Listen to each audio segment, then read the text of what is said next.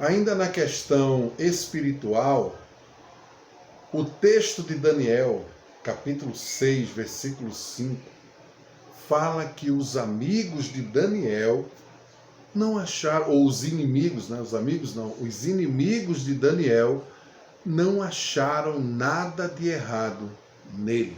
Ou seja, Daniel procurava viver uma vida irrepreensível, né? Uma vida com zelo, uma vida com cuidado, onde você esteja pensando em zelar pelo reino de Deus, pelas coisas de Deus. É muito bom quando a liderança, quando o líder está à frente do trabalho e ele é motivo de exemplo para aquelas pessoas. As pessoas confiam em você, as pessoas sentam com você e compartilham das suas dores, das suas dificuldades, das suas alegrias também, das suas bênçãos recebidas. É muito bom quando há essa confiança, quando há no líder esse espelho de uma pessoa idônea, de uma pessoa que sabe administrar, que é uma pessoa também que tem os seus defeitos, as suas falhas, mas que sabe administrar perfeitamente ao ponto de que as pessoas olhem para você e confiem em você e no seu trabalho. Outro ponto a destacar são as qualidades morais.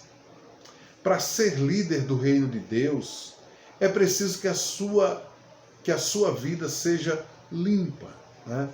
Que você seja uma pessoa decente, é o mínimo que se pede, né? Que você seja uma pessoa decente, que em você não haja motivo de escândalos, não haja motivos de murmurinho, de conversas, né? Um líder deve cuidar da sua vida moral, assim como ele cuida de seus próprios olhos, né? Todo cuidado para que a visão esteja sempre viva, né? Sempre limpa, para que você possa observar bem, para que você possa enxergar bem todos os caminhos. Um líder deve cuidar da sua vida moral, um líder deve cuidar da sua vida moral, assim como cuida dos seus olhos. Se na sua vida moral houver sujeira, você não conseguirá ver direito os caminhos pelos quais deve conduzir o povo de Deus, né? Então você precisa lutar e procurar. Se há algo que precisa ser consertado, você precisa buscar, identificar esse algo que ainda não está bem, esse algo que precisa ser melhorado, para que você possa ser uma pessoa tranquila na questão da moral durante a sua administração. Um líder desmoralizado jamais conseguirá desenvolver o seu trabalho novamente, pois o povo não acreditará mais nele. Líderes de todas as épocas têm caído por causa do dinheiro, do sexo ou qualquer outra coisa que traz somente prazeres momentâneos. Então o líder tem que se precaver, o administrador da igreja, o administrador do grupo da igreja. Você pode ser o líder do conjunto, você pode ser o líder das crianças, dos adolescentes, dos jovens, da escola bíblica, do departamento de ação social, financeiro, patrimônio, mas você precisa ser um líder que esteja com a sua vida íntegra diante de Deus, diante também dos homens. Deus precisa de líderes limpos, que tenham uma visão clara, sem distúrbios. Liderança sem moralidade é ilusão, né? É ilusão. Não vai adiante, não consegue avançar uma liderança que não tem moral, né? E outra coisa, a liderança tem que ser exemplo. Nós temos ainda muita dificuldade na igreja na questão do irmão entender o que é ser um dizimista, o que é ser um ofertante, né? E aí as pessoas muitas vezes se colocam à disposição para querer exercer alguns cargos na igreja. Mas como exercer um cargo, por exemplo, na sala de uma escola bíblica, na sala das mulheres, dos homens ou até mesmo dos jovens, adolescentes? E o assunto justamente foi esse. O assunto foi dízimos e ofertas. Como você, que não é dizimista e nem é ofertante, vai explicar isso à sua classe, à sua sala? Como você vai fazer isso? no mínimo que você falar é hipocrisia. Você está falando aquilo que você não faz. A mesma coisa você vai tomar conta do grupo da família da igreja, o ministério de família. E você não é casado.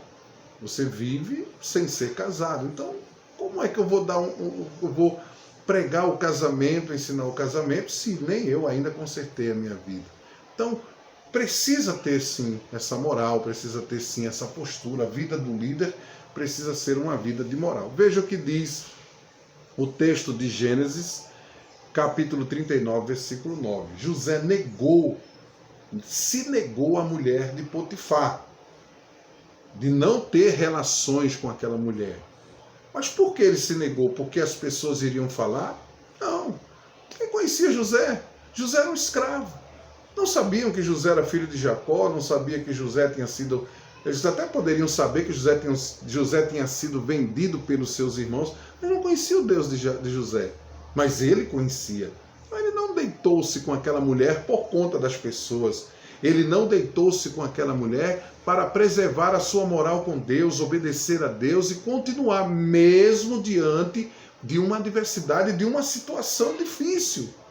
Ele permaneceu com a sua vida íntegra diante de Deus. Este é um grande segredo da liderança que não tem preço. Você pode não conseguir praticar todas as regras para se tornar um líder excepcional, mas se tiver uma vida limpa diante de Deus, a sua visão clara das coisas o levará a atingir objetivos significativos. É melhor permanecer fiel a Deus, é melhor permanecer com a sua integridade diante de Deus e da sociedade, do que você tentar barganhar qualquer tipo de influência, qualquer tipo de oferta, para que você possa ser algum destaque, ter algum sucesso. Não entre por essa. Permaneça fiel a Deus. Embora que você não veja os frutos, talvez esteja com muitas dificuldades, mas permaneça com a sua vida íntegra diante de Deus. Outro ponto, qualidades pessoais. Pessoal, nós estamos usando um livro, né, que fala um pouco da vida do líder, né? Como eu falei para você, nesses primeiros momentos dessa nova disciplina, eu quero voltar essa palavra para a vida pessoal desse líder, percebendo que precisamos preencher primeiro alguns adjetivos da nossa vida. Precisamos ter algumas características e algumas qualidades mostradas para poder assumir verdadeiramente essa liderança.